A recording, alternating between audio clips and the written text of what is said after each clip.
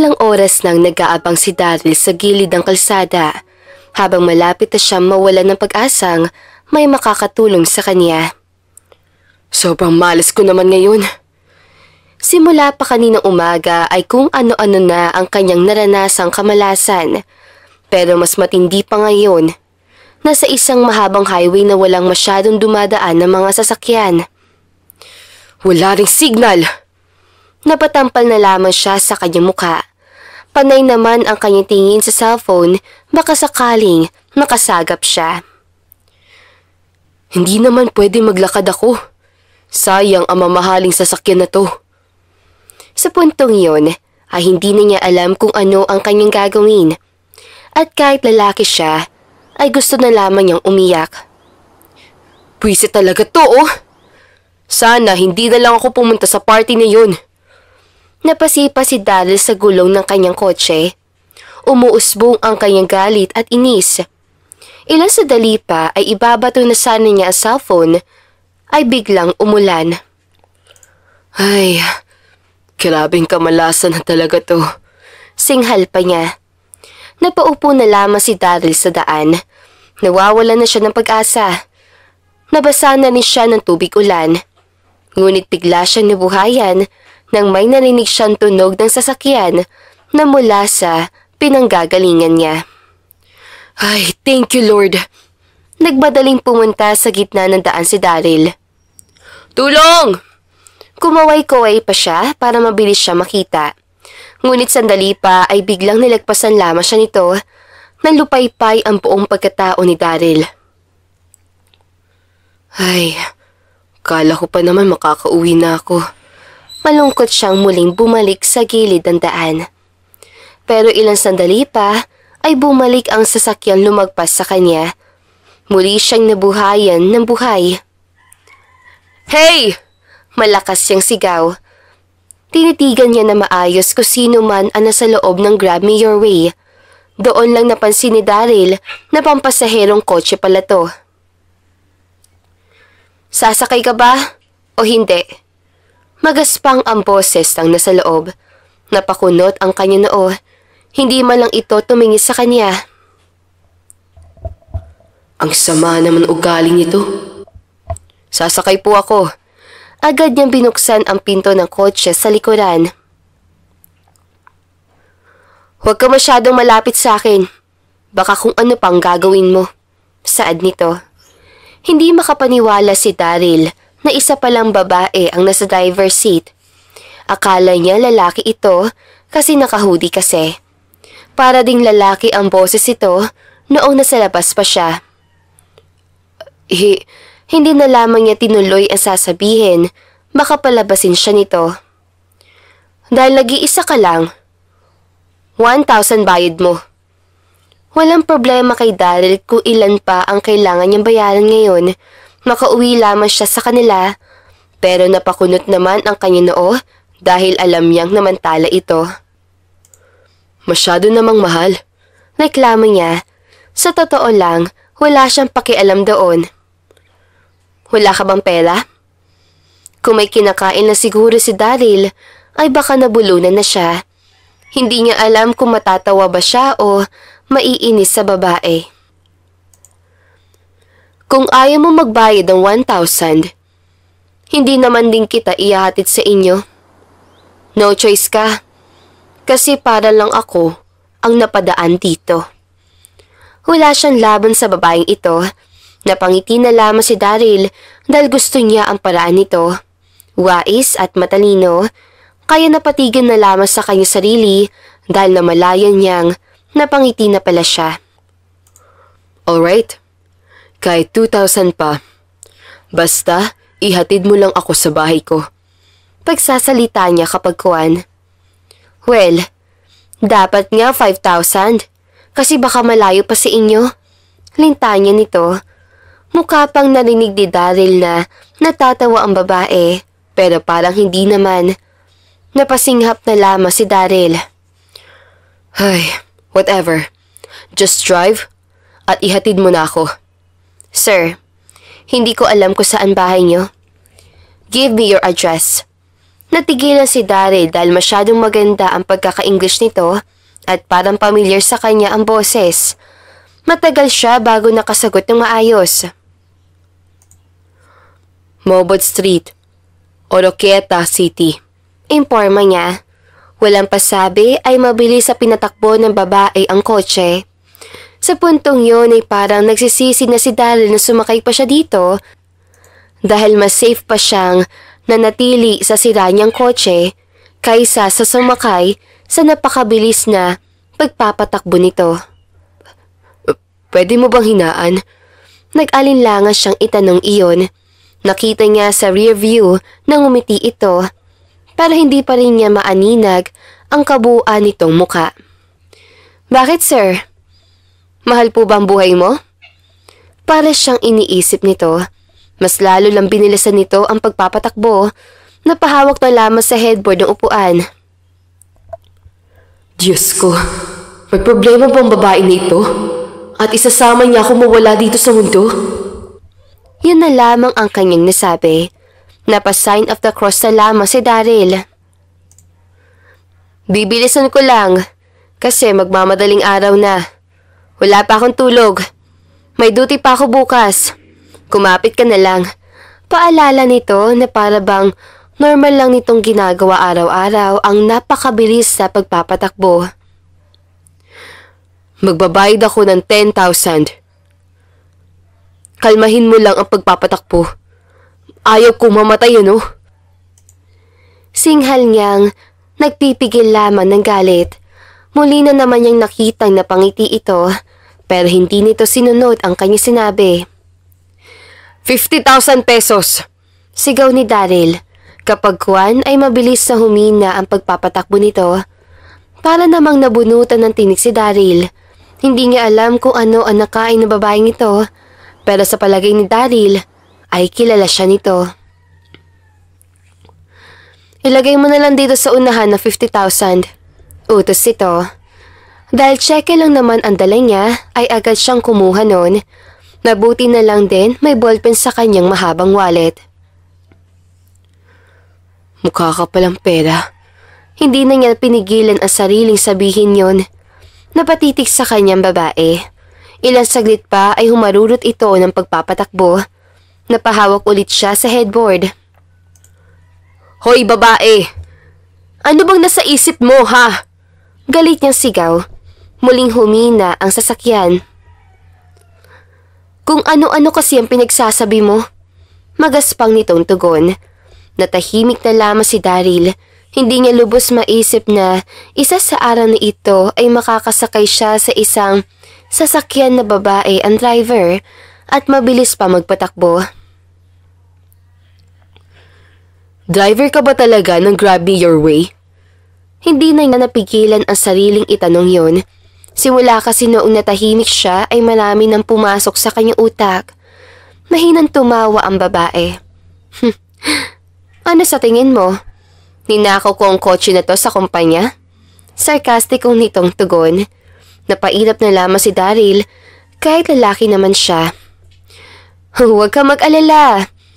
Safe kang makakauwi sa inyo.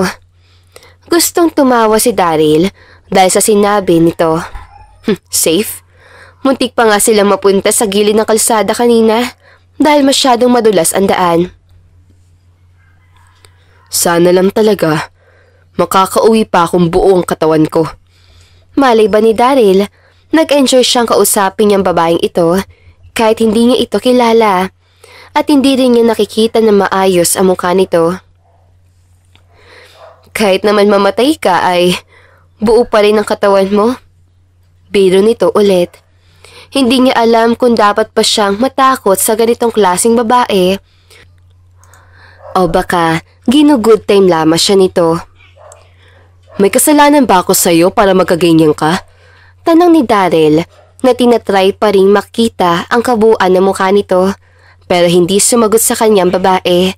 Bagkus ay nanatili itong nakatitig lamang sa daan. Natahimik na lang din si Daryl. Ilang saglit pa ay huminto na ang babae. Ay, sa wakas! Masayang sambit ni Daryl. Na makalabas na si Daryl ay magpapasalamat pa sana siya ay bigla nang umalis agad ang babae. Anong nakain nun? Hindi siya makapaniwala. Nakapagbayad naman siya, kaso nga lang, naintriga si Daryl sa babaeng iyon. She is something. Nakangiti niya sabi. Dahil Sabado naman ay walang trabaho si April, masayang sinalubong siya ng kanyang triplets na makauwi na siya galing sa pamimili ng madaming pagkain. Wow! Ang dami naman nito! Masayang salubong ni Kylie. Naalala na naman ni April ang nangyari kagabi. Hindi niya lubos maisip na magkakaroon siya ng isang malaking pera sa gabing iyon. Pero ang hindi niya lubos mapaniwalaan ay kilalang kilala niya ang lalaking yun. Daryl, nagkita ulit tayo. Saad niya sa kanyang sarili. Ma, dami mo yata pera ngayon. Masayang sabi naman ni Tylee. Natawa na mahina si April. Ayaw naman niya sabihin kung saan talaga galing ang kanyang malaking pera sa mga ito. Madami kasi akong pasahero kahapon. Pagsisinungaling niya. Hindi na agad siya pinansin ng tatlo dahil kinuha na ng mga ito ang supot. Pumunta sa kusina para kumain ng mga dala niya. Mabuti na lang talaga. Nauto ko si Daryl. Hindi pa rin siya makapaniwala na madali na palang mauto ang isang lalaki ni iyon. Pero nararapat lang naman sa kanya. Singhal niya. Muli rin niyang naalala ang mga napagdaanan niya noon. Nang tuluyan na siyang nakapasok sa kanyang kwarto, ay nagulat siya na ang box na matagal na niyang tinago ay nakalatag sa kanyang kama. Naku! Ang tatlong yun ba ang dahilan ng lahat ng ito? Nag-aalala siya. Mabilis siyang kinuha ang box. Ngunit natigilan din na makita ni April ang necklace. Ang tagal na palang hindi ko ito nasuot. Kinatitigan niya ang mamahaling necklace na hindi pa rin naman napaglumaan ng panahon dahil hindi ito mabilis maluma. OMG! Agad na palingon si April sa kanyang mga anak nang pumasok ito sa kwarto. Ma! Si Riley po ang dahilan yan! Kiit ni Kylie.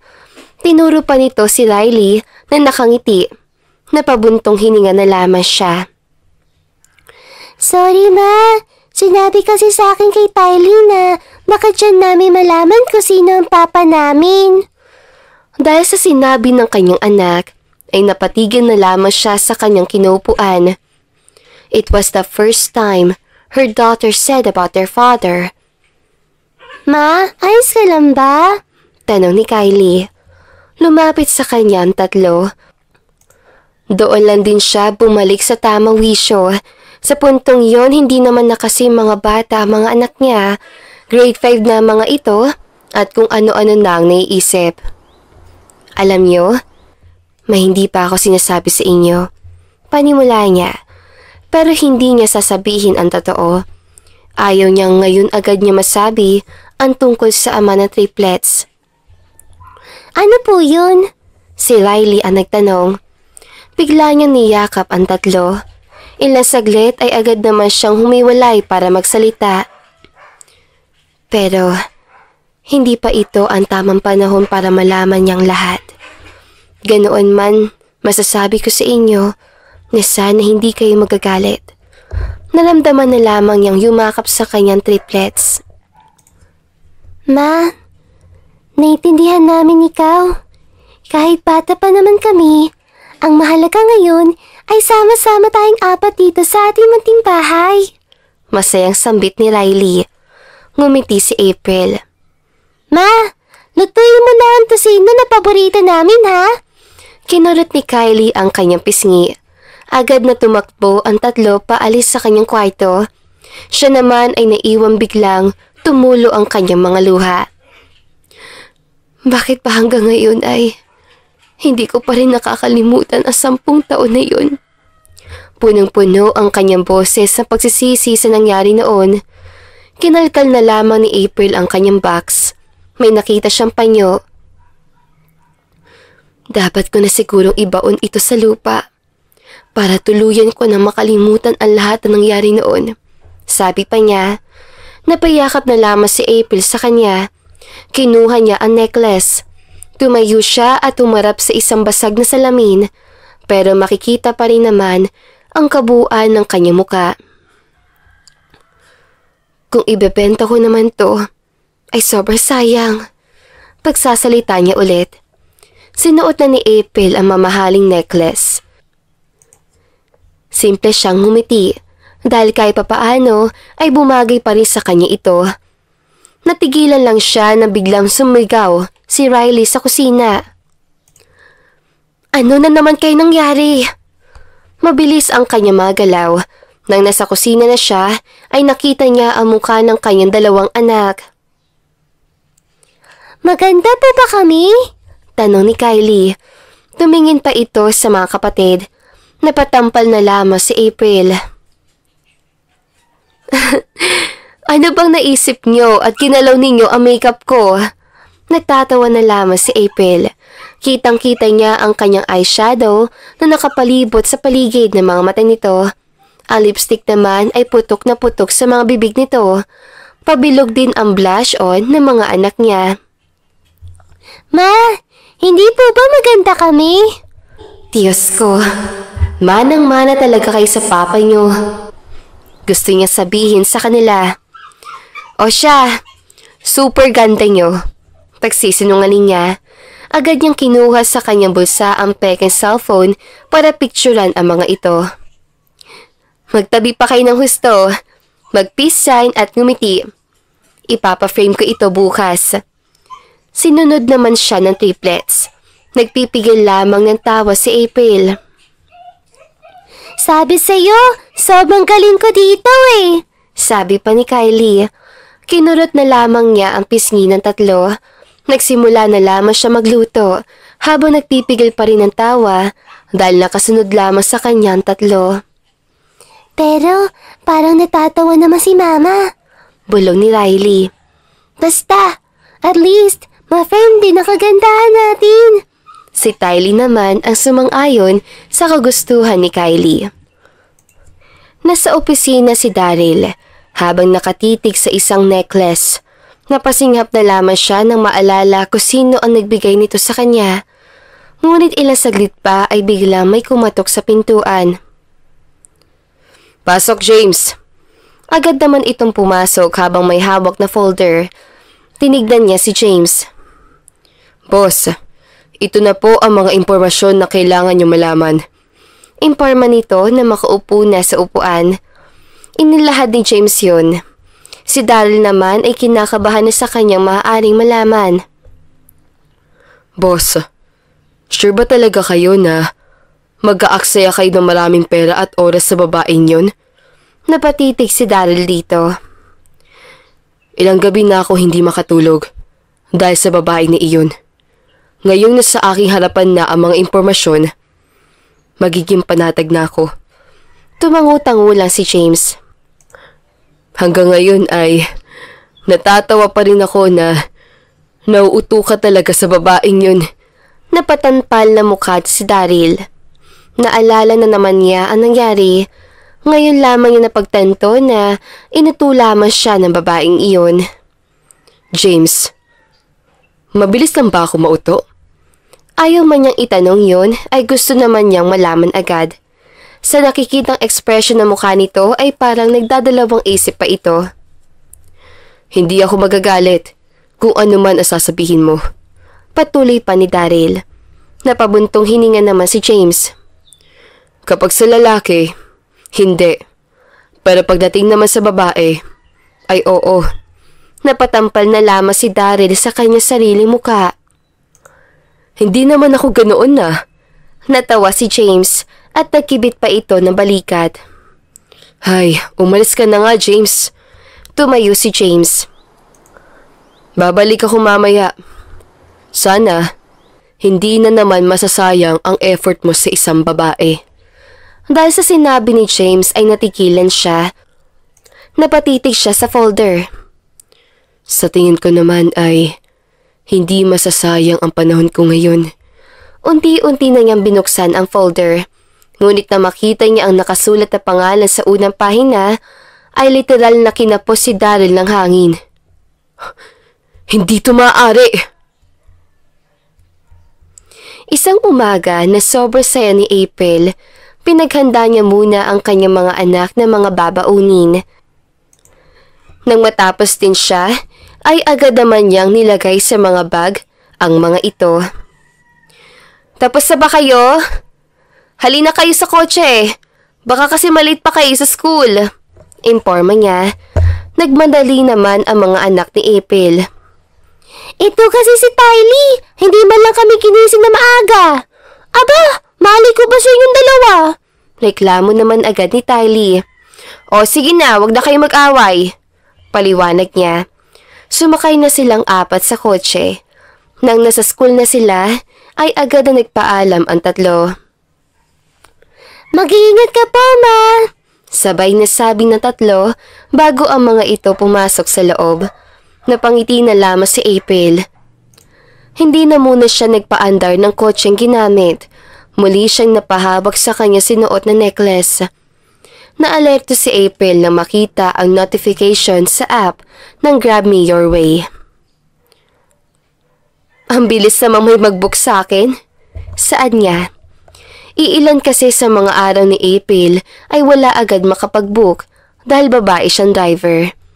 Ayos lang naman sa kanya ang bagay na yun.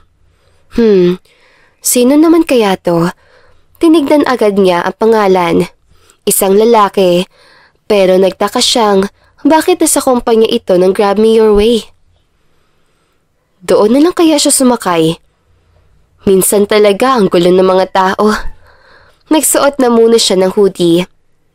Isa ito sa taktika niya para kapag may papara lang sa daan ay hindi siya malalaman agad na babae at sasakay ang mga tao sa kanya. Pinuntahan na niya agad ang kumpanya.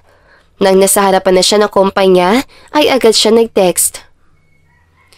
Nasaan ba yun? Tanong niya sa hangin. Ilang sandali pa ay biglang nakita niya si Daryl na nasa gilid lang ng parking lot ng kumpanya. Hawak dito ang cellphone habang panay ang tingin sa mga kotseng kaparehas lang sa kanya. Oh God, siya ba ang nag-book sa akin? Pero, bakit hindi pangalan niyang nakalagay dito? James Perez naman to ah. Nanginginig ang kamay ni April dahil akala niya ay hindi na muli sila magkikita ni Daryl. Akala niya, last na yung isang gabing tinulungan niya ito. Nagdalawang isip na tuloy siyang harapin pa ito. Pero kung hindi ko naman siya tatanggapin ngayon, ay baka magkaroon pa ako ng bad review sa app. Diyos ko, baka mawalan din ako ng trabaho. Sa puntong yun ay marami na agad siyang naisip na kung ano-anong mangyari kapag hindi niya tinanggap ang book ni Daryl. Kahit wala naman siyang sakay, natatrack din kasi yun ng kumpanya.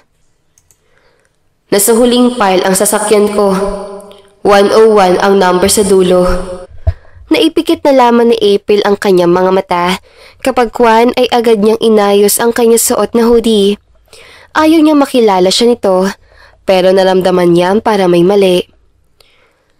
Bakit pa kasi nagpakita pang lalaking to? Naisip din ni April na baka isa sa dahilan kung bakit ito muling nagpakita dahil sa nangyari noong gabing yun. Hindi ako nakapag-isip na mabuti noon na. Ilang sandali pa ay nakita na niyang papalapit na si Daryl. Agad siyang lumabas. Mabuti na lang din ay masuot siyang eyeglasses. Hindi naman bawal sa kanyang kumpanya, basta lang wag na wag hubarin ang suot na ID. Hinawakan din niya ang kanyang ID. Ikaw ba si Madeline April Joy Melendez? Tanong nito.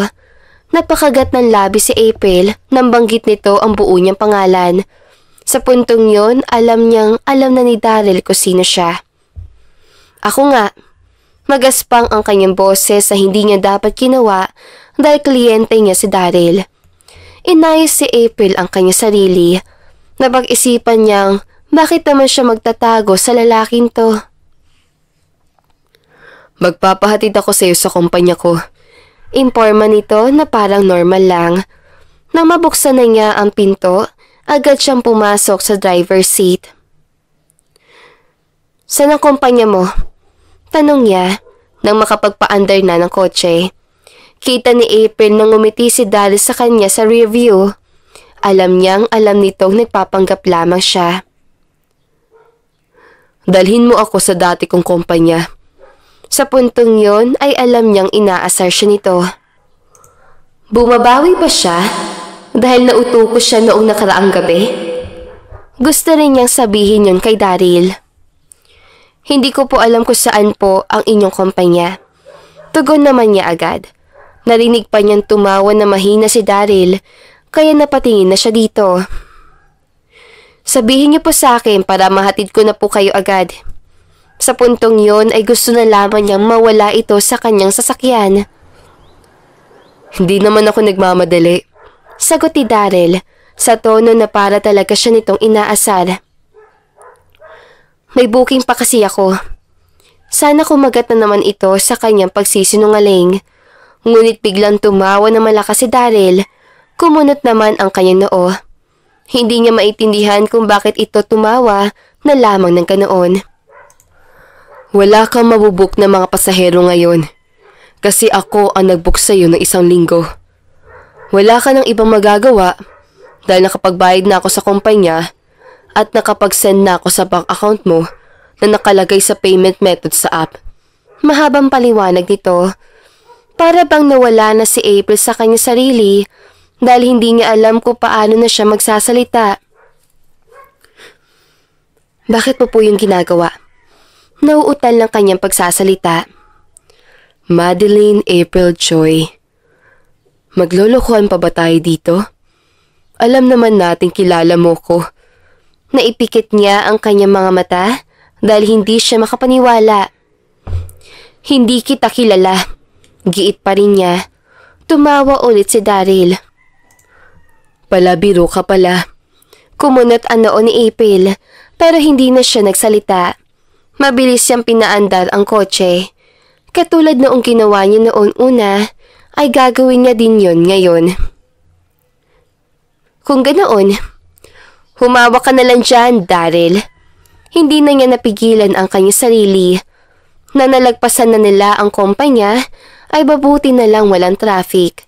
Pinabilis niya ang takbo niya. "April, kung may galit ka sa akin, ay wag naman sa ganitong paraan. Papatayin mo ko eh." Malakas sa sigaw nito. Naiinis si April. "Matagal na ako nananahimik, Daryl. Bakit ka pa bumalik sa buhay ko? Kaya hindi ako magdadalawang isip na gagawin mo yun ngayon." Mas binilisan pa ni April ang kanyang pagpapatakbo. Napangiti naman talaga siya. Isa kasi sa kinatatakutan ni Daryl ay ang malakas sa isang sasakyan na sobrang mabilis kung tumakbo. "Please lang, Madeline April Joy. Kung ayaw mo mabigyan kita ng low review sa app at ayaw mo mawala ng trabaho, ay itigil mo na lamang ito." Malakas na tumawa si April dahil talagang hanggang ngayon ay duwag pa rin si Daryl sa mga mabibili sa tumakbong sasakyan. "Duwag ka pa rin," sigaw niya. "Hindi ako duwag. May phobia lang ako sa mga mabibili sa tumakbo." Agad na hininaan ni April ang kanyang pagpapatakbo ng sasakyan. "Ano pa kasing problema mo? At bakit mo ako binuk na 1 linggo? Matagal nang hindi iniisip ni April na darating ulit sa buhay niya si Daryl. "Gusto ko lang bumawi." "Anong bawi? Wala ka namang kailangang bawiin." Natawa si Daryl. Ngunit sadyang naramdaman ni April na may mali sa pagkatao ni Daryl. Hindi man lang ba nito itatanong ang tungkol sa mga anak nila? Alam naman kasi nito ang tungkol doon. "Hindi ko alam. Gusto ko lang bumawi sa'yo." Giit nito. Mapait na tumawa si April. "Baliw ka ba? Dapat may dahilan. Bawiin mo na lang ang booking mo sa akin ng 1 linggo." "Kasi tinulungan mo ako noong nangangailangan ako ng tulong. Naalala mo yun?" Nangunot ang noo ni April. Talagang may mali kay Daryl. Nagpapanggap lamang ba siya? Ibang-iba ang kanyang pagkakaintindi ng lahat. Yun lang ba? Akala ko kung ano na. Maliban niya sa puntong yon, para siya nadismaya. Nakalimutan na ba ni Daryl ang nangyari noon? Saad pa niya sa kanyang sarili. Kaya bilang ganti ko sa'yo, ay nagbayad ako sa'yo ng 500,000 pesos. Imporma nito. Mabilis na naibreak ni April ang kotse. Ano? Kitang-kita niya ang kasiyahan kay Daryl. Pero may mali talaga eh. Hindi ba ako naalala ni Daryl?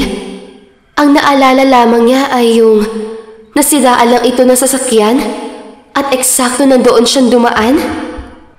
Kunot na kunot ang kanyang noo. Yung 1 linggo na book ko sa'yo, ilaan mo yun sa pamilya mo. Saad pa nito. Naiintindihan naman ni April kung ano ang ginagawa ni Daryl, pero hindi niya maintindihan kung bakit siya nito parang nakalimutan. O nagkamali lamang siya. Nagpanggap lang ba si Daryl? Daryl, sabihin mo nga sa akin. Adik ka ba? Dahil sa kanya sinabi, ay agad na malakas sa tumawa si Daryl. Teka nga, bakit alam mo pangalan ko? Hindi ko naman yung sinasabi sa iyo ah. Mas lalo lang hindi maintindihan ni April ang mga pangyayari. Ano ba ang nangyari sa lalaking to? Ha? Anong hindi kilala? Daryl ang pangalan mo, di ba? Oo nga. Pero, bakit mo alam ang pangalan ko? Hindi ko sinabi sa iyo yun. Doon lang dumapos sa isipan ni April ang lahat. Kailangan niyang pag-isipan ang nangyayari ngayon dahil sobrang naguguluhan talaga siya.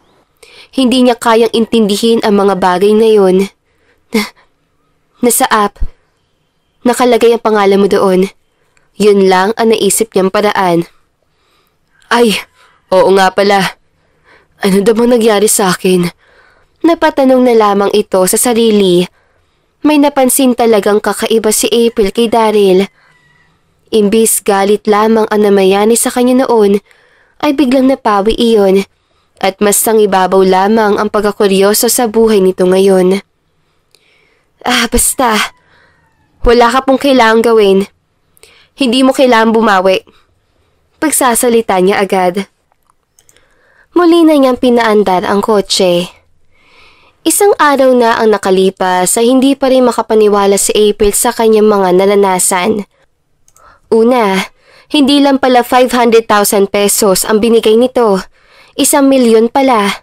At hindi lang yon, dahil sa kanyang magandang serbisyo na hindi naman totoo, ay malaki rin ang binigay ng kumpanya sa kanya. Ma, nandito pala si Tita Jessa? Naputol ang kwentuhan nilang dalawa nang nasa likuran na nila ang 3 anak ni April. Oh, hindi na kasi ako pumasok pa sa loob. Bakit, sweetheart? Na-miss niyo ba ako? Masayang tanong ni Jessa.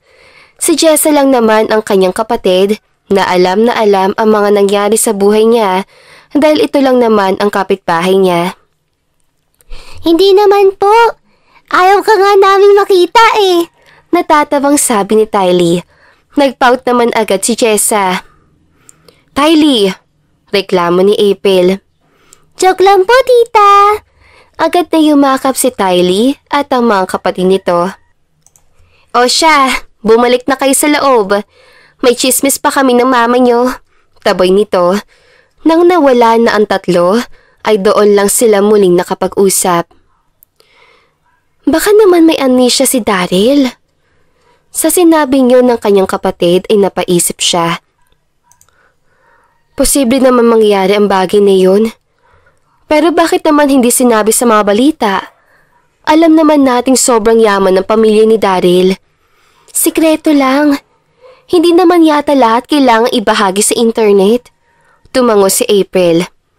O baka, nagpanggap lang siyang hindi niya ako kilala para naman masaktan niya ako ulit.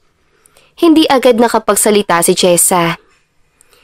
Ate, baka nga may amnesia siya.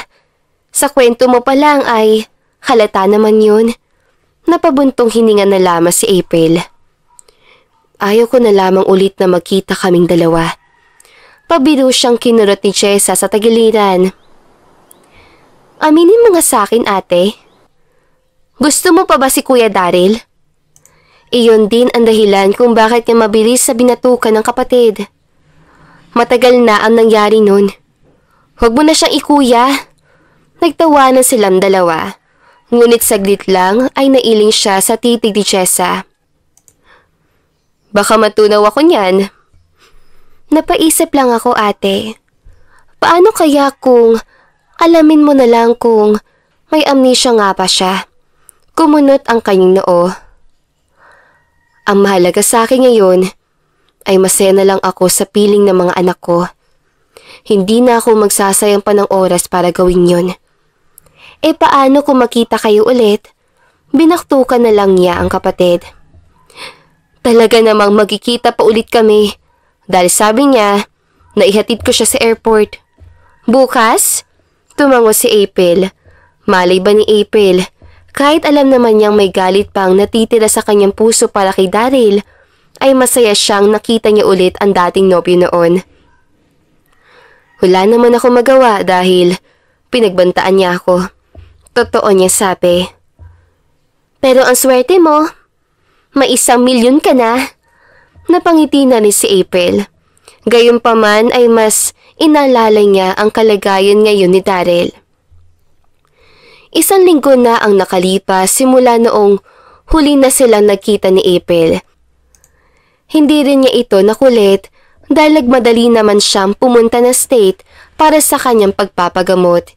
Kaya na makauwi siya ay talagang kukulitin na naman niya si April.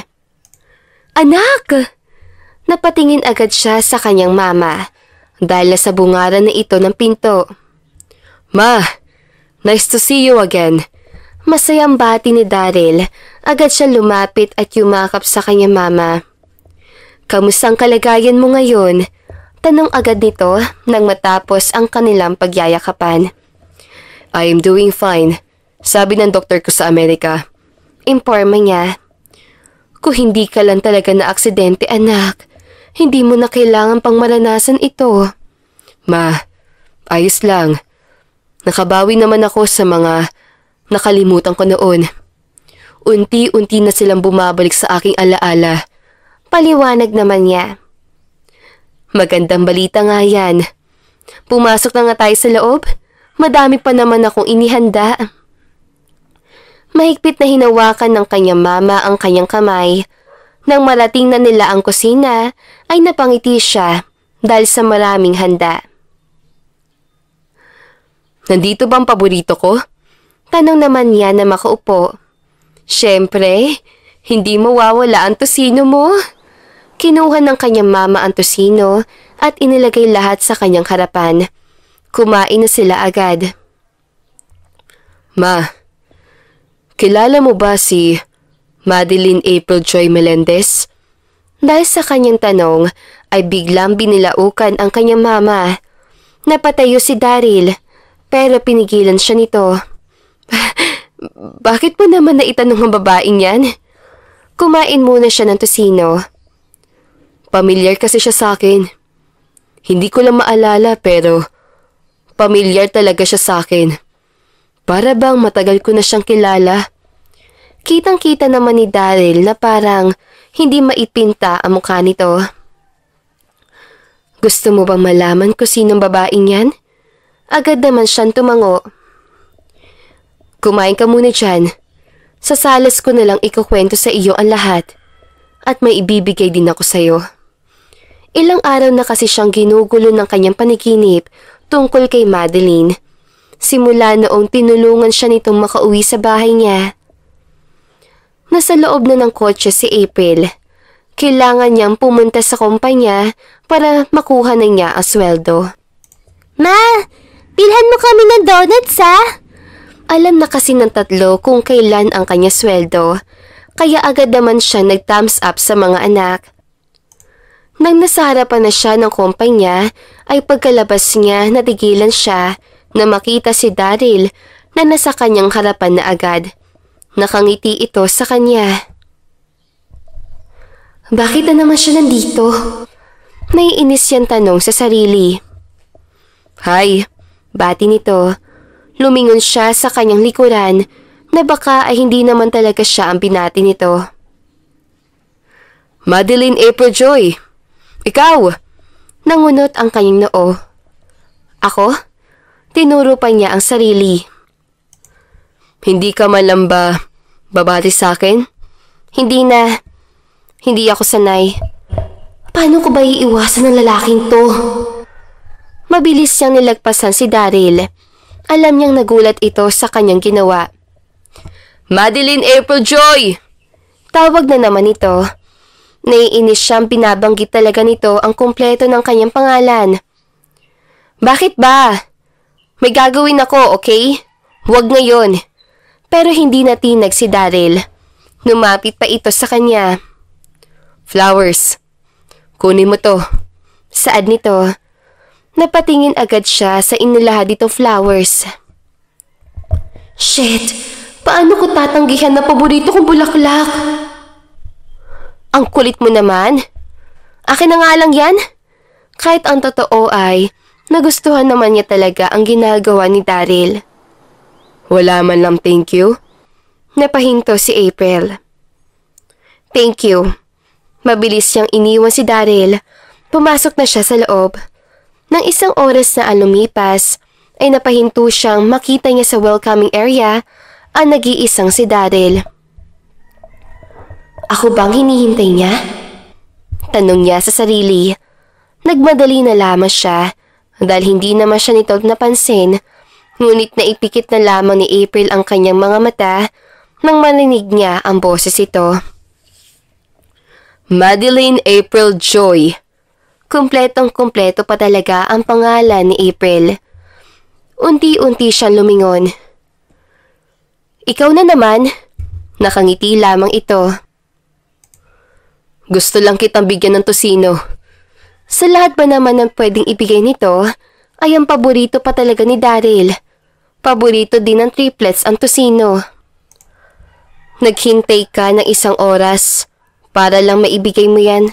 Tumango si Daryl. Nakalimutan ko kasi kanina, kaya naghintay lang naman ako sa iyo para maibigay ito. Malay pa niya, naawa tuloy siya dito. Akin na. Inilahad na lamang niya ng kusa ang palad. Ayaw din naman niyang masayang lamang ang effort nito. At saka, kahit ayaw niyang aminin, nagustuhan niya ang pangungulit nito. Kaya lang, may bumabagabag sa kanilang dalawa. Masarap yan. Ako nagluto. Proud itong sabi. Pero tumaas lamang ang kanyang kilay. Huwag mo na akong lokohin pa, Daryl. Hindi ka naman marunong magluto. Biglang napatigil si April. Hindi niya napigilan ang kanyang sarili. Nalaki ang mga mata ni Daryl. Bakit alam mong hindi ako marunong magluto? Hindi ito makapaniwala.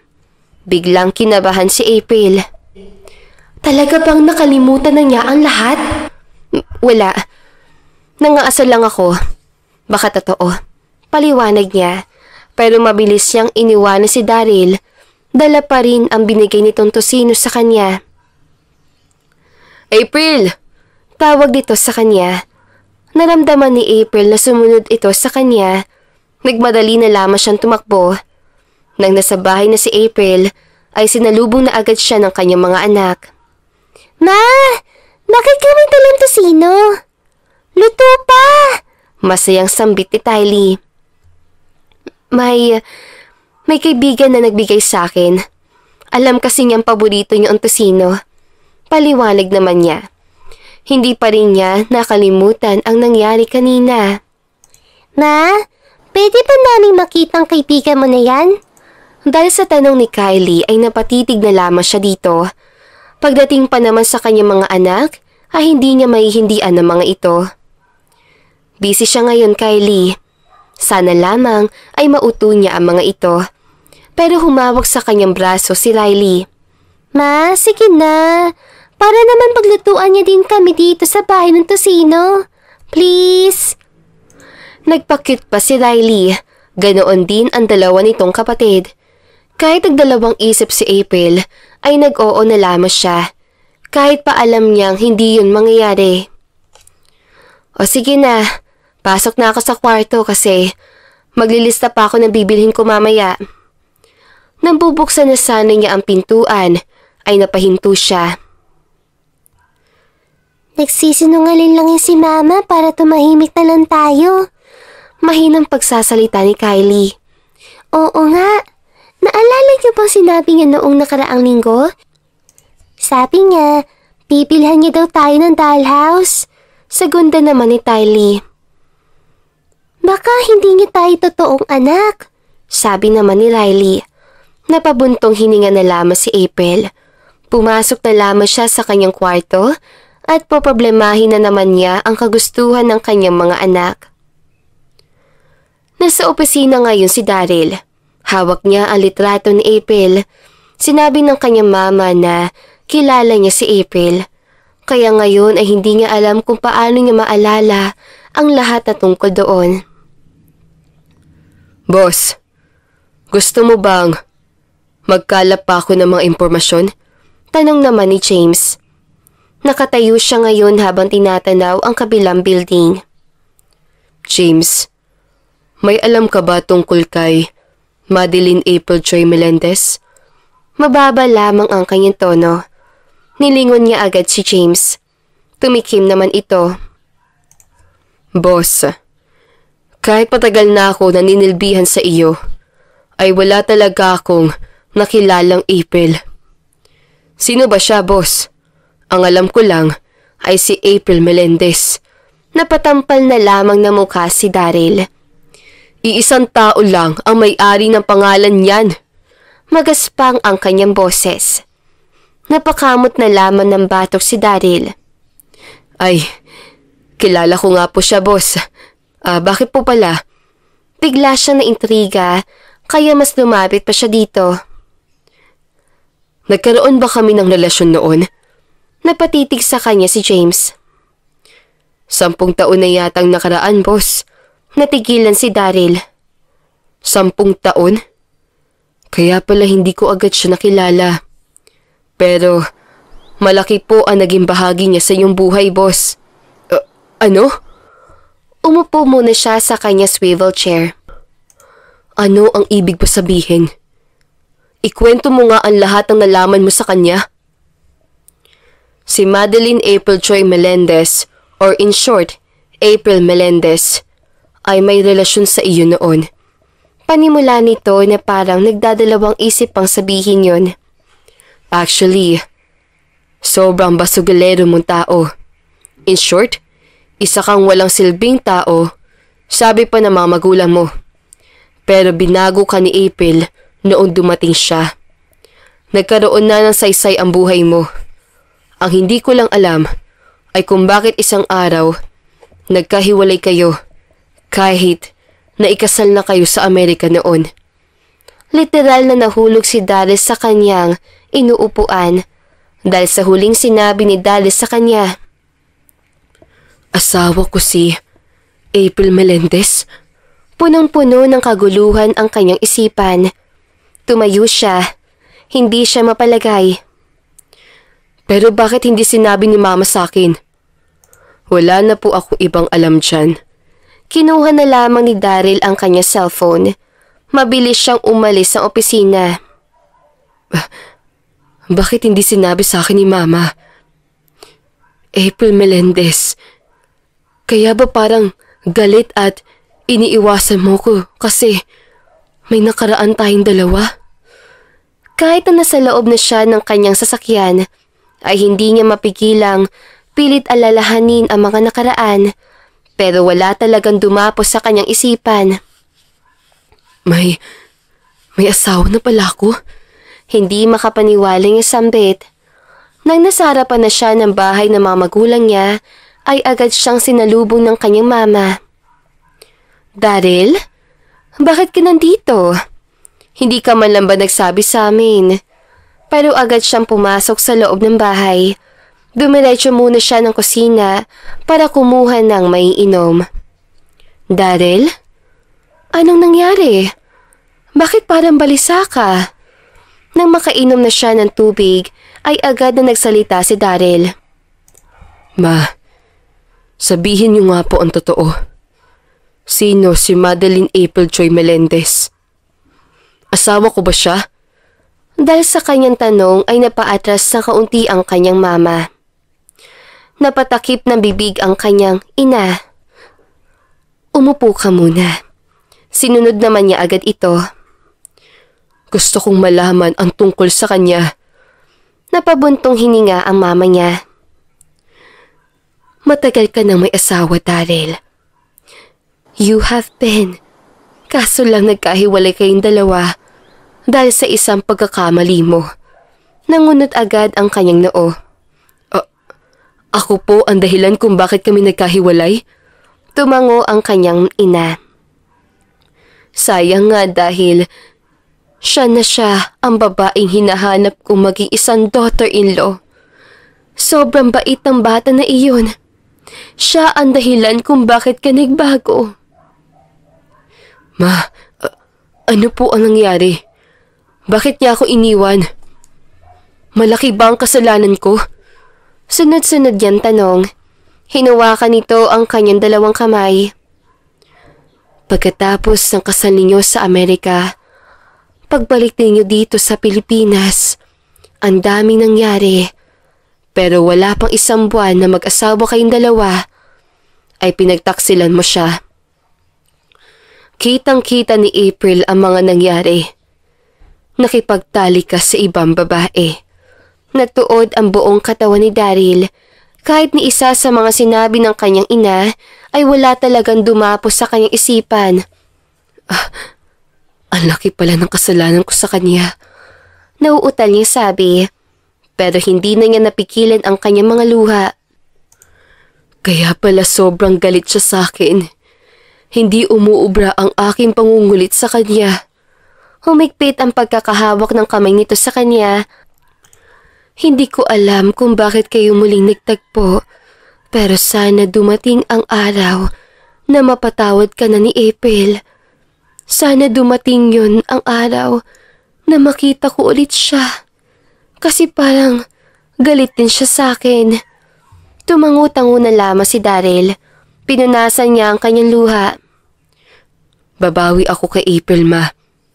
Gagawa ako ng paraan para muli ko makuha ang kanyang loob. Kumibot-kibot ang bibig ng kanyang ina. 10 taon na ang nakaraan, anak. Posible kaya mangyari ang hinahangad mo? Simple siyang ngumiti. Gagawin ko pa rin po. Ngayon ko lang na-realize na malaki pala ang kasalanan ko sa babaeng yun. Ito muling pagtatagpo ng aming landas. Ay ito na rin siguro ang tawag ng tadhana para humingi ako ng kapatawaran. Natapos ang kanilang pag-uusap ay umuwi na rin si Daryl sa kanya sariling bahay. Nadala ang pag-asa muling bumalik sa dati ang ugnayan nila ni April. Hindi ko sasayangin ngayon ang oras ko. Nagulat si April sa kanyang nakita sa app nang mabasa ang mga ito. Bakit niya ito ginagawa sa akin ngayon? Hindi siya makapaniwala na sa isang buwan ay binuk siya ni Daryl. Daryl, ano ba ang gusto mong mangyari ngayon? Matagal naman na kitang pinatawad. At ayaw ko na rin na ginugulo mo ko. Tingnan niyo, kanina pa nakangiti si Mama. Napatingin agad siya na makita niya ang 3 anak na nasa kanyang harapan. Heto na naman ang mga ito sa make-up. Diyos ko, ano na naman ang ginagawa niyo? Tanong niyang pinipigilan lang ang tawa na makita ang mga mukha ng mga anak. Ma, bakit ka palang umingiti mag-isa? Akala niya ay natakasan niya yun. Wala, may binasa lang ako na nakakatawa. Nilagay na lamang niya ang cellphone sa bulsa. Sandali lang din ay biglang bumukas ang pintuan. Sabay na tumingin silang 4 doon. OMG! Si Jessa ang pumasok at nakatingin ito sa tatlo na nasa ganoong ayos. Jessa, tignan mo mga anak ko. Ang ganda nila, di ba? Tumayo na siya at hinarap si Jessa para mabasa nito kung ano ang gusto niyang ipahiwatig. Tita, maganda ba kami? Tanong ni Riley.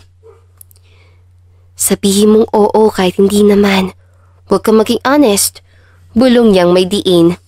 Agad namang tumawa ng malakas si Jessa at napatampal na laman na mukha si April. Lumapit ito sa kanyang mga anak. Actually, mas gaganda pa kayo kapag hindi ganyan eh.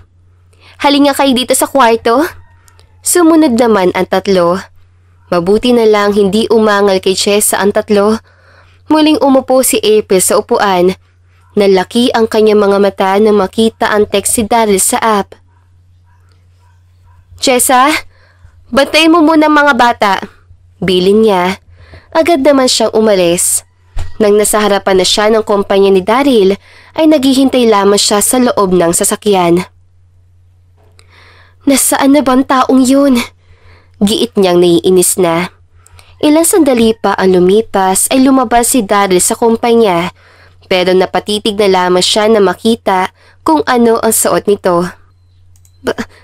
Bakit suot niya ang taksido na yan? Nakaramdam ng galit si April. Gusto niyang umalis na lamang pero naalala niya ang 2 milyon na nasa kanyang bank account dahil sa booking ni Daryl. Hi!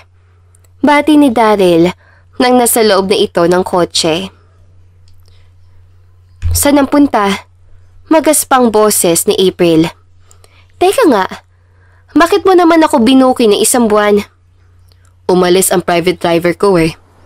Alam niyang nagsisinungaling lamang ito. Napabuntong hininga na lamang siya dahil naalala niya ang nangyari noon. Naalala niya ang kasal nila ni Daryl na suot nito ang isang pink tuxedo. Saan ba ang punta mo? Muling tanong niya. Bakit ka galit? Mahina ang boses ito. Naipikit na lamang ni April ang kanyang mga mata. Dalhin mo na lang ako sa George Seashore. Imporma nito. Mas lalo lang nagalit si April na maninig iyon. Ang paborito niyang lugar na parating niyang pinupuntahan. Mali. Noon lamang yon kasama pa niya si Daryl. Ang layo nun? Reklamo niya. Wala ka na magagawa. Napabuntong hininga na lamang si April. Hindi ka pa marunong mag-drive? May phobia na ako dahil sa aksidente. Hindi na agad nagsalita si April. Muli niya naisip kung saan sila pupunta ngayon. Buong biyahe siyang tahimik lang. Ganoon din naman si Daryl. Hindi ka pa ba nagugutom? Tanong ni Daryl. Magsisinungaling na sana si April ay biglang kumulo ang kanyang tiyan. Gutom na ako. Kita niyang ngumiti si Daryl. Parang may mali dito. Sad niya sa kanya sarili. Alam mo ba kung saan ang H&L restaurant? Tanong ni Daryl. Hindi malilimutan ni April ang restaurant na yon dahil doon sila parating pumupunta ni Daryl noon. Ano bang gusto mangyari ni Daryl ngayon? Gusto niyang isaboses ang bagay na yun. Lahat na lamang ng lugar na binabanggit ito ay may kinalaman sa kanilang dalawa noon. Alam na alam ko yun. Magaspang ang kanyang boses. Yun no? Di mo pala nakalimutan. Bulong nito. Kahit bulong lang naman yon ay dinig na dinig ni April. May problema ka ba talaga sa pag-iisip? Hindi na napigilan ni April ang kanyang sarili na itanong ang bagay na iyon. Agad naman nag-peace sign si Daryl. Anyways, diretso na muna tayo sa H&L restaurant. Hindi na siya nagsalita pa. Nang nasa restaurant na sila ay agad na lumabas ang kotse si Daryl. Siya naman ay nasa loob lang kaya tinuktok ni Daryl ang bintana. Kumunot naman ang noo niya. Bakit? Galit niyang tanong. Hindi ka ba lalabas dyan at kakain? Masayang tanong naman ni Daryl. Mag-isa ka, singhal niya. Kung galit ka sa akin, naintindihan ko naman yun. Pero ngayon, kailangan mong kumain muna. Paliwanag nito. Walang nagawa si April. Kahit pa magpakipot siya. Dami kasing alam. Nang nasa labas na siya, ay muling nagsalita si Daryl. Parati ka bang pumupunta dito? Nangunot ulit ang kanyang noo. Bakit naman ako pupunta dito? Baka namimiss mo ang mga pagkain dito? Sagot naman ni Daryl. Wala akong namimiss dito. Di pa ako nakakapunta dito. Isang kasinungalingan lang ang sinagot niya at alam niyang alam yun ni Daryl. Ano? Hindi ba tayo pupunta doon sa loob? Naiinip niyang tanong. Ang sungit mo naman. Nakangiti pa rin si Daryl. Sandali pa ay biglang hinawakan ni Daryl ang kanyang kamay na sobrang higpit. Bitawan mo ko! Pagmamaktol niya. Ay sus, juicy ka pa. Wala nang nagawa si April kundi ang magpahila sa lalaking makulit kahit naiilang siya sa paghahawak ng kamay nito. Ayos ang sana kung noon pa. Natapos sila na busog si April dahil sa madaming kinain nilang dalawa. At isang oras silang panay lamang din ang pag-aasaran sa isa't isa. Napipiko na rin siya sa mga sinasabi ni Daryl dahil lahat ng mga yon ay may kinalaman noon. Ang bilis mo palang napipikon. Natatawang sabi ni Daryl. Unag nagmadaling lumabas si April. Hindi na niya nakayanan ang pangungulit nito. Tumigil ka na, Daryl! Singhal niya. Ngunit aminin man ni April o hindi, nag-enjoy siya. Alam niyang gusto niya ang ginagawa nito, kahit bawat galaw nito ay parang may mali. Diretso na tayo sa George Seashore. Paliwanag ni Daryl nang nasa loob na silang dalawa sa kotse. Sa kanilang biyahe ay natahimik lamang si April. Kapag nagtatanong si Daryl ay hindi niya ito sinasagot kahit parating may sinasabi ito. Bigla lang kasing naalala ni April ang dahilan ng lahat. Ilang sandali pa ay nasa George Seashore na sila. Eksakto sa lugar kung saan na unang may nangyari sa kanilang dalawa. April, halika. Aya nito. Sumunod naman siya kahit labag yun sa kanyang kalooban. Gustong iwaglit ni April ang kanyang naisip pero hindi niya kaya. Bakit mo ba ako dinala dito, Daryl? Diretso nga tayo sa totoong pakay mo. Singhal niya. Dahil sa kanya sinabi ay agad na tumingin sa kanya si Daryl. Hindi ito lumapit sa kanya, bagkus umapak ito sa buhangin ng nakapaa lamang. Ang paborito namin gawin dito, sabi niya sa sarili. May sasabihin ako sa iyo. I have many things to say. Nangunot lamang ang kanyang noo. Nasa likuran pa rin siya ni Daryl. Sa loob na maraming taon ay maraming nangyari sa akin, April. Isa doon ang aksidenteng sobrang nagbago ng aking buhay ngayon. Nagkaroon ako ng amnesia dahil marami akong nakalimutan at marami akong gustong muling maalala. Natigilan si April. Gusto niyang umatras at ayaw pakinggan ang mga sinasabi nito sa kanya. Pero sa huli, gusto niyang malaman ang lahat. Gusto niyang makinig dito. At isa ka na doon. Noong muli kang dumating sa buhay ko, ay talagang muling bumalik sa aking alaala ang mga nakaraan natin. Patuloy pa nito. Pero hindi ko lubos pinaniniwalaan yun dahil hindi naman klaro sa akin. April, alam ko may nakaraan tayong dalawa. Asawa kita. Naipikit na lamang niya ang kanyang mga mata dahil doon. Malaki ang kasalanan ko sa iyo. Pero noon pa mang hindi ako nagkaroon ng amnesia, ay plinano ko na ang hanapin ka para naman makabawi ako sa iyo. Hindi kasi ako makamove on. Alam ko na sobrang laki ng kasalanan ko. Tumigil si Daryl. Lumingon ito sa kanya. Hindi mo na maipapalik pa ang nakaraan. Kung gusto mong itanong, matagal na kitang pinatawad, Daryl. Nawala na lang kasi bigla ang galit ko sa iyo. Hindi nga ako makapaniwala na muli na naman tayo nagkaroon ng ugnayan eh. But April, gusto kong bumawi. I want to win you back. Hindi ko lang alam kung saan magsimula, pero yun ang sinasabi ng puso ko. Humawak pa ito sa puso. Sa puntong yon ay hindi na napigilan ni April ang kanyang mga luha. Pinunasan niya yun agad. Saglit din ay lumapit si Daryl sa kanya. "Huwag mo ko lapitan," singhal niya, ngunit hindi man lang natinag si Daryl na malayo na lamang niyang hinawakan nito ang kanyang magkabilaang pisngi. April, marami akong taon na sinayang. Isa ka na doon.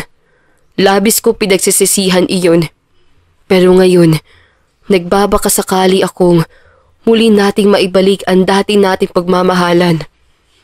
Asawa naman kita eh. Daryl, wala nang maipabalik pa.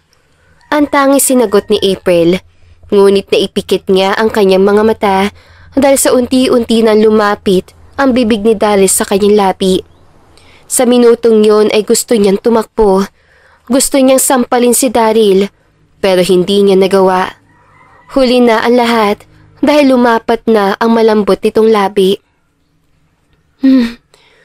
Para bang unti-unting nalulusaw ang buong katawan ni April.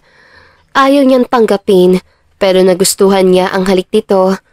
Para bang muling umuspong ang patay na niyang pagmamahal dito. I want you back in my life, April. Wala siyang maisagot doon. Kung kailangan kong suyuin ka araw-araw ay gagawin ko. Kahit ano pa man ang ipagawa mo sa akin. Muling pagsasalita nito. Hahawakan na sana nito ang kanyang kamay ay bigla siyang umatras. Naalala niya ang kanyang mga anak.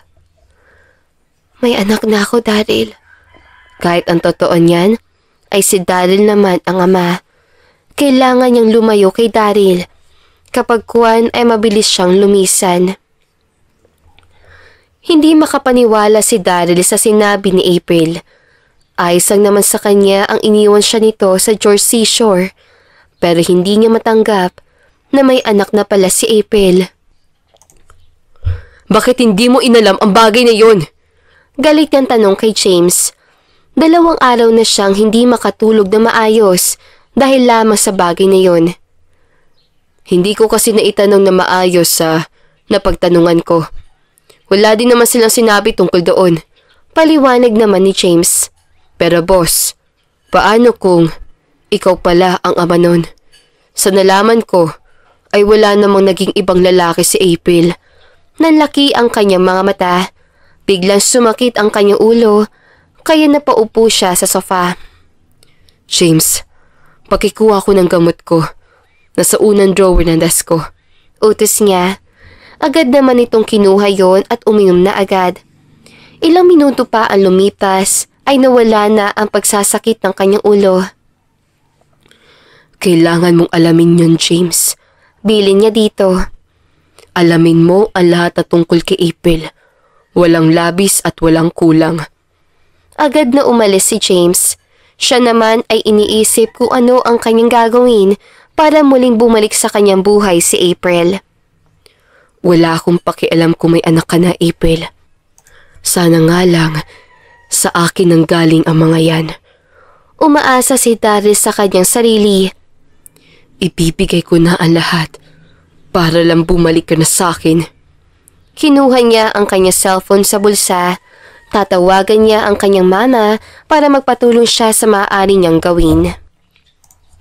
Sa kabilang dako, dahil Sabado ay walang trabaho si April. Nasa kwarto lamang siya dahil hindi niya alam kung ano ang kanyang gagawin. Mas naiisip kasi niya ang mga nangyari sa kanilang dalawa ni Daryl at sa maaari pang mangyari. Ma! Nagulantang si April na marinig ang malakas sa sigaw na yon ni Riley. Agad naman siya lumabas ng kwarto. Diyos ko, Riley! Bakit ka ba sumisigaw na malakas? Tanong niya. Pero biglang tumingin si Riley sa kanilang upuan. At nang makita niya kung sino ang nakaupo doon habang nakapan-4 pa, ay natuod na lamang siya. Daryl? Hindi talaga siya makapaniwalang natunto nito ang kanilang bahay. Bakit ka nandito? Agad na dumako ang kanyang paningin sa sahig. Nandoon ang mga laruan na hindi naman niya binili para sa kanyang mga anak. At hindi lang yun, madami ring mga damit at iba pang mga pangangailangan sa bahay. Bawal ba? Napatampal si April sa kanyang noo. Daryl, please. Huwag kang manggulo sa buhay ko. Ma, di naman siya masamang tao. Hindi nga siya nanggulo eh. Tsaka, pares pa kaming paborito ang tosino. Masayang sambit ni Kylie. Siya kasi yung sinabi ni Mama na kaibigan niya daw na dadalhin dito. Yung nagbigay sa kanya ng tosino. Sabi naman ni Tylee. Sa puntong yun, alam ni April na alam na ni Daryl ang katotohanan ng lahat. Sa dami ba naman ng pera nito, kaya nitong gawin ang mga bagay na hindi niya akalaing magagawa nito. Daryl, nilapitan niya agad ito, pero napatigil din siya na may malaking bulaklak na inilahad si Daryl sa kanyang harapan. Flowers for you, mahinahong sabi nito. OMG! Hindi lang ba siya kaibigan ni Mama? Tanong naman ni Kylie sa mga kapatid na animoy sila lang ang nandoon. Baka maliligaw lang, sabi naman ni Riley. Sana Papa na lang, giit naman ni Tylee. Alam niyang makukulit ang kanyang mga anak. Mabilis ang kinuha ang bulaklak at hinila si Daryl sa labas ng bahay. Oo na! Anak mo sila, Daryl! Hindi na niya napigilan na sabihin iyon. Wala rin namang saysay ang lahat. Deserve din ng kanyang mga anak na malaman ng mga ito ang lahat. Ako ba talaga ang ama? Paninigurado nito. Iyahampas sa sana niya ang bulaklak ay agad naman siyang pinigilan ni Daryl. Joke lang. Nalaman ko na yun. Ngunit nagulat si April na maramdaman niyang nasa likuran na pala niya ang 3 anak. Nakangiti pa ang mga ito habang nakatingin kay Daryl. Ma, totoo bang narinig namin na siya ang papa namin? Tanong ni Tylee. Dahil natuod siya sa kanyang kinatatayuan, ay si Daryl lang ang tumingin sa mga bata. Oo, ako ang ama ninyo. Masayang sabi ni Daryl. Wala nang magagawa si April. Hindi rin naman niya mapipigilan ng katotohanan at walang pagdadalawang isip ay nagsigawan ang kanyang mga anak na mabilis sa lumapit kay Daryl. May papa na tayo! Masayang sambit ni Riley. Akala niya ay magagalit ang mga ito kay Daryl. Nagyakapan naman silang 3 habang si April ay napangiti na lang din at tumulo ang kanyang mga luha. Salamat. Walang ibang nagawa si April kundi ang ngumiti na lamang kay Daryl. Dapat kang bumawi sa kanila. Pagsasalita niya. Simula sa araw na ito. Sagot naman ni Daryl. Sa puntong yon para bang gumaan ang buong katawan ni April. Iba talaga ang magagawa ng isang pagpapatawad. Kapag totally mo nang napatawad ang isang tao, ay namalayan mo na lang na masaya ka na rin. Papa, mag-family bonding naman tayo. Request ni Riley. Nagtingin na silang dalawa ni April. Nagtawa na sila. Masasanay ka rin sa mga kakulitan ng mga yan. Nagmana talaga sa'yo. Paliwanag ni April habang nakangiti. Ikaw, hindi ka ba yayakap sa akin? Tanong ni Daryl. Kumunot naman ang kanyang noo. Ma, ayaw mo bang yakapin si Papa? Dahil sa sinabi ni Tylee, ay agad niyang nilapit ang katawan kay Daryl. Nagyakapan silang lahat. May Papa na talaga tayo! Masayang sambit ni Kylie. Nagtawanan lamang silang dalawa ni Daryl. Tumitig si Daryl sa kanya. Maraming salamat, Han. Nanlaki ang kanyang mga mata dahil yon ang tawagan nila noon. Pero dapat kang bumawi sa amin, Daryl. Sa puntong yon, alam naman niyang magbabago ang ikot ng kanyang buhay. Alam niyang iyon na ang dahilan ng pagbabago ng buhay ng kanyang mga anak. 1 buwan na ang lumipas ay lumipat na sila sa bahay ni Daryl. Alright, dahil tapos nang maluto ang tosino, ay kakain na tayong lahat. Masayang sambit ni Daryl. Tumingin pa siya sa kanyang asawa na ngayon ay busy na pinapaupo ang kanilang mga anak. Hindi makapaniwala si Daryl na talagang nagkatotoo ang kanyang pangarap na makabuo ng isang pamilya. Sobrang saya naman ninyo. Napalingon silang lahat na biglang nagsalita ang kanyang mama sa likuran nila. May dala itong cake. Lola! Sigaw naman ng kanilang mga anak. Sa loob ng 1 buwan ay maraming nagbago. Hindi na maisa-isa ni Daryl ang mga yon, ngunit puro kasiyahan lamang ang nangyayari. Wala na siyang ibang hinihiling pa, kundi ang ganoon lamang. Aba, akala ko na late na kami. Pagsasalita naman ng kanyang daddy. Lumapit na ang mga ito sa lamesa. Si April naman ay nagmano sa mga magulang ni Daryl. Kumain na nga tayo. Ayon ni Daryl. Marami silang napag-usapan. Isa na doon ang kanilang out of the country. Mag-out of the country tayong lahat? Masayang paninigurado ni April. Pero bago yun, may sasabihin sana ako. Naagaw naman ni Daryl ang atensyon ng lahat. Tumayo siya at lumapit siya kay April. Walang nakakaalam sa kanyang plano, kaya titig na titig ang mga ito sa kanya. Han, tumayo ka muna. Utos niya sa asawa na agad itong sinunod. Sandali pa ay biglang lumuhod si Daryl. Kinuha niya sa kanyang bulsa ang isang maliit na singsing. Han, sobrang happy ako dahil muli nating nabuo ang pamilya. Muli nating naiugnay ang ating masayang pamilya noon.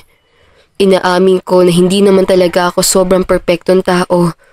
Ang mga naranasan ko ay naging aral ko para ayusin na ang buhay ko. Han, gusto ko lang malaman mo na akin ka lang. Sa'yo na sa'yo naman ako, Han. Will you marry me again? Ang mahabang sinabi ni Daryl ay nagpaiyak kay April. Alam niya sobrang hindi inaasahan ni April ito. Kitang-kita niya ang mga luhang tumutulo sa mga mata nito. Han, oo, I will marry you again. Masayang sambit nito. Narinig naman niya ang palakpakan ng lahat. Sinuot na niya agad ang singsing. Nang makatayo siya ay agad niyang hinawakan ang magkabilaang pisngi ni April. Huwag kayong tumingin ha! Sabi ni Kylie. Napangiti na lamang siya. Talagang manang-mana sa kanya ang mga anak dahil sobrang makukulit ang mga ito. May mga bata, reklamo ni April. Pero hindi niya papalampasin ang bagay ni ito. Mabilis niyang idinapo ang kanyang labi sa labi ni April. Hanggang sa nagsawa na sila, ay muli silang humarap sa lahat. Nagpalakpakan naman sila. May sasabihin din ako sa inyong lahat. Nagsasalita ni April. Nagtingin na silang dalawa ni April. Hinawakan nito ang kanyang magkabilaang kamay. Ano yun? Excited na si Daryl. Ngumiti muna si April sa lahat. Buntis ako. Dahil sa sinabi nito ay napatitig lamang si Daryl kay April. Sana girl! Boy naman para mayroon namang tagapagtanggol sa atin. Sabi naman ni Tylee. Gusto ko naman bakla. Sabi naman ni Riley. Napatawa na lamang na malakas si Daryl sa narinig na iyon. Congratulations! Masayang sambit ng kanyang ina. Proud ako sa iyo, anak. Sabi naman ng kanyang daddy. Pero dahil nakatitig lamang si Daryl sa kanyang asawa, ay agad niya itong niyakap na mahigpit. Sobrang saya niya sa mga oras sa iyon. Wala na talaga siyang ibang hinihiling, kundi ang pamilya niyang malusog, masagana at masaya. 1 linggo na ang lumipas ay nasa Amerika na sila. na buong pamilya. Sobrang yaman mo naman, Han. Humalik naman agad si April kay Daryl. Agad-agad din kasing nakabili ng bahay si Daryl dito sa Amerika. Ako pa. Nagpursigi ako kasi alam ko na darating talaga ang araw na ito. Kaya handa na ako at kaya kong ibigay sa inyo ang lahat ng gusto nyo. Paliwanag naman ito. Ang swerte ko naman sa iyo, Han. Niyakap niya ang asawa. Yumakap na lamang din ito sa kanya mula sa likuran. Ako ang mas paswerte sa iyo, Han. Binigyan mo ko ng pagkakataong muli kang mahalin. Nagtiwala ka ulit sa akin. Napangiti na lamang si April. Wala naman siyang malalim na sasabihin dahil lahat ay nasabi na niya noon kay Daryl. Ang mahalaga ngayon ay masaya tayong lahat. The present and future are more important. Tanging nasabi ni April. Humigpit ang pagkakayakap nito sa kanya. Wala ka bang hihilingin sa akin? Doon na siya lumingon kay Daryl. Ngumiti siya at hinalikan muna ito. Wala na akong hihilingin sa iyo dahil kontento na ako sa buhay ko ngayon. Nandyan ka, ang mga anak natin, ang mga magulang mo, at ang buhay natin ngayon. Kung ano man ang darating, siya ding pasasalamatan ko.